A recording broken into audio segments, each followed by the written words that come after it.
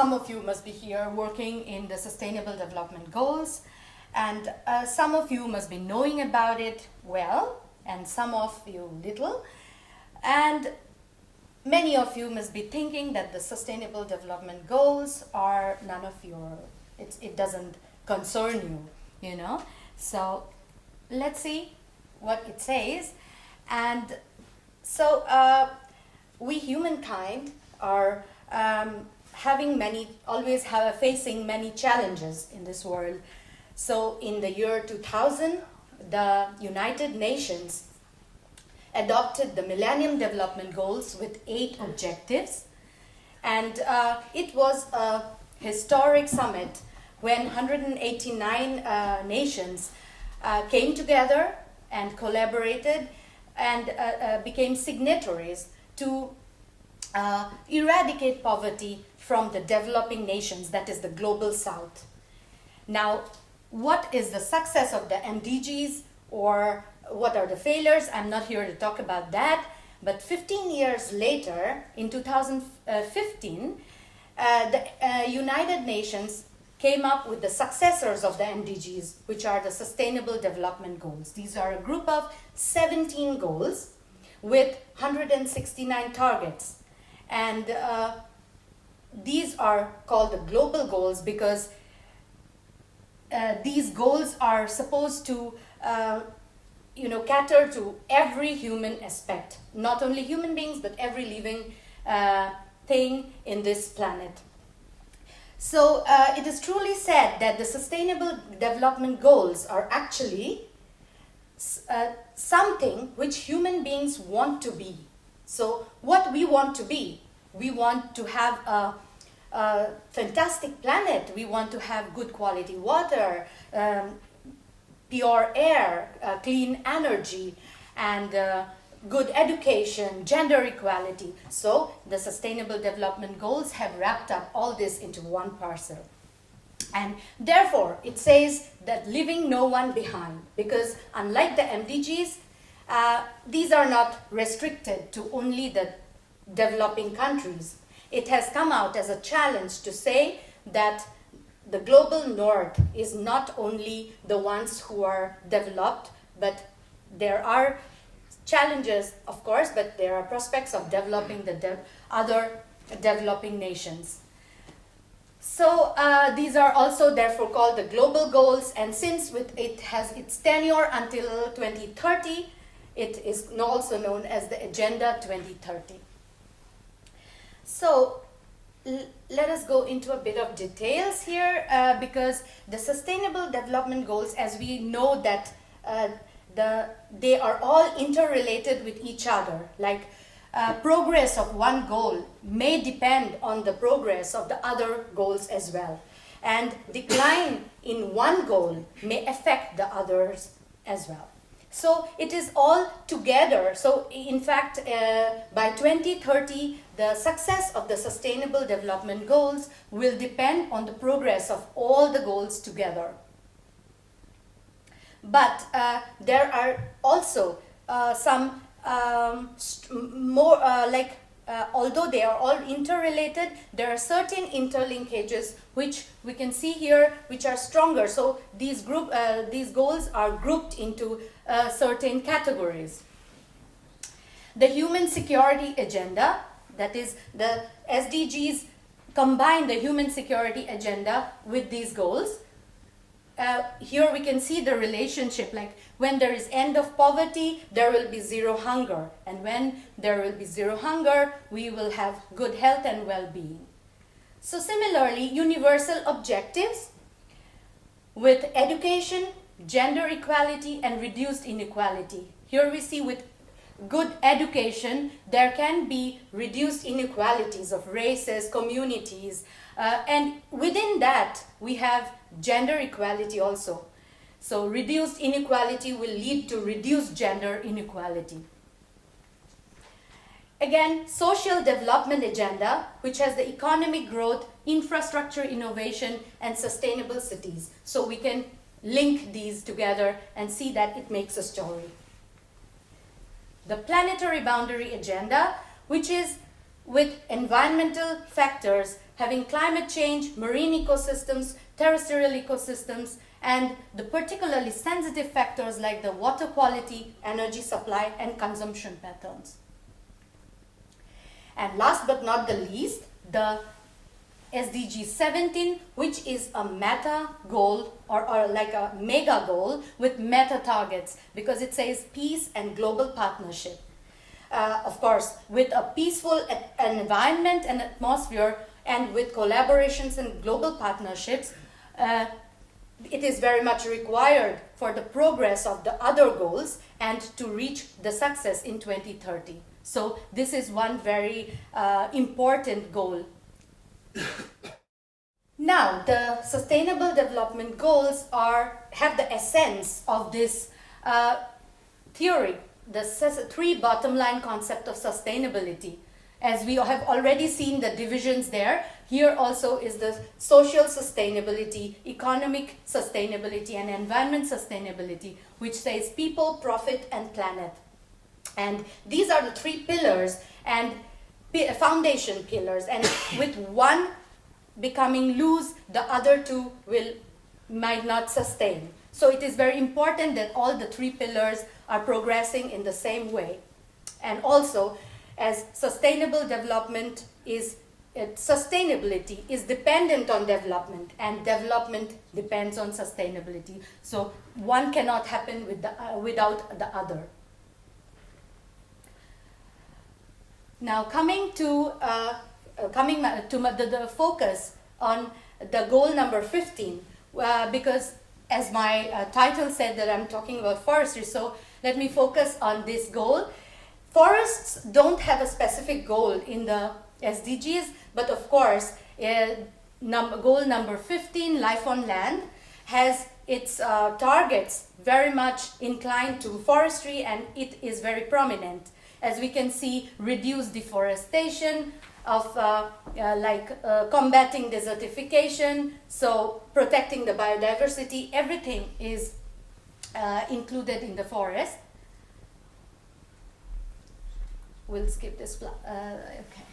So now, speaking about forest in the European context, and more specifically in the context of Austria, countries like Austria, we have seen that with a tradition of sustainable forest management for a long old time. Do we need the SDGs? Do we need? Okay, sorry. Do we need the SDGs here? We can see that some of the goals are embedded in the criteria for sustainable management, forest management already. But yes, we do, I think, in my opinion, we do need them, although every policy or forest strategy has the essence of the SDGs embedded in it, but it is good that as a developed nation, Austria contributes to the progress of a global progress, to the progress of the developing nations.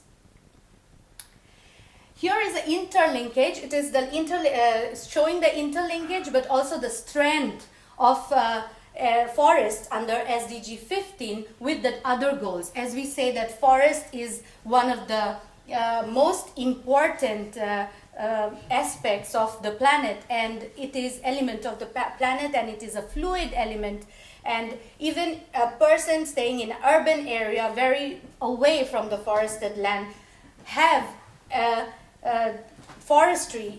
It's very intrinsic in their lives. So we thought about in this survey. This figure is the result of a survey that we conducted among the Austrian forestry sector with opinion leaders, with forest practitioners, and other researchers all together. And this is the perception of the strength of the forests with the other goals. So we can see that goal 3 and 6 and 7, all with human health, clean energy, climate action, etc., has these bold lines, shows that the strength is more. This is the average strength with industry and innovation, and there is zero hunger. This is in the context of Austria, yeah? So the perception is always different here.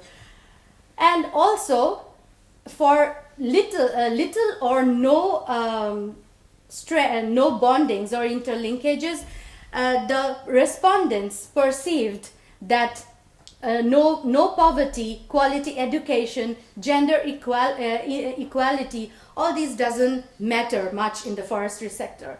So I can definitely understand life underwater, not featuring much here, but gender equality, of course, where are the forest frowns, yeah? So we have a long battle to fight for that. Yes, I'll not go into details of this, but yes, the EU strategies has been doing a lot for the environmental sustainability. So we have the EU biodiversity strategy, the environment action program, and also the main notable is the European Regional Development Fund, which is, as you have already understood, I think is funding ALPTREES project. So that's why we are here today. So we can see this is the project. Of course, I couldn't go away without mentioning it. And yes, as Katarina had already explained, the ALPTREES is dealing with developing management strategies for non-natives in the Alpine space.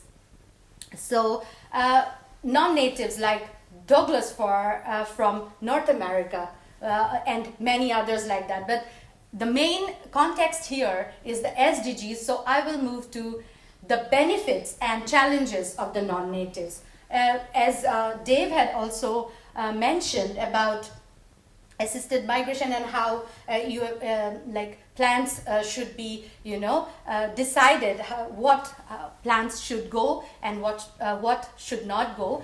So we have a lot of benefits for definitely with the non-natives, and all these benefits we can see that it complements the SDGs, like increasing in forest cover, that is SDG 15, combating climate change, health and well-being in the urban and peri-urban areas where there are like lines and lines of ornamental trees which are mainly non-natives. So, but the challenges are also equally tough because it might have negative influences. Of course, not all non-native trees, we must remember this, that not all non-natives are dangerous, but there can be potentially invasive non-natives and there are existing invasives. So these might create, we can think of, increasing the forest cover by planting more and more trees. But it has its downfall also when the non-natives can actually destroy the natives. And then it can also lead to desertification. So that really slashes away the SDG 15, which says combating desertification. Or basically this happens in the developing countries where more trees are planted and agriculture land is occupied by the forests. So that also halts the progress of SDG 2, which is no hunger, because it affects the food security with less agriculture. So there are these are just a few. We can always find a lot more. So since I don't have time, I will not go into details of this. So yes, coming to the coming to the progress of the SDGs, there has been, of course, EU has been progressing a lot in these last 5 years, but still it is thought that the Europe cannot get that that expected success by 2030. So, but countries like Sweden, Finland, and Denmark, they are really progressing well, and some of the countries like Bulgaria, Romania, Cyprus are lagging behind a bit. I think Austria is just doing fine. Whatever. Also, I don't know why I put this, but yes, he is the poster boy of Austria, as known to everybody. Of course, the SDGs comes under the Bundeskanzler, but yes, I mean, any issue that comes up in Austria, we look at him. So, where are we marching, like, in the context of SDGs? We can say that some positives are there, like last year in 2019 June we had the Ministry of Sustainable Development and Tourism.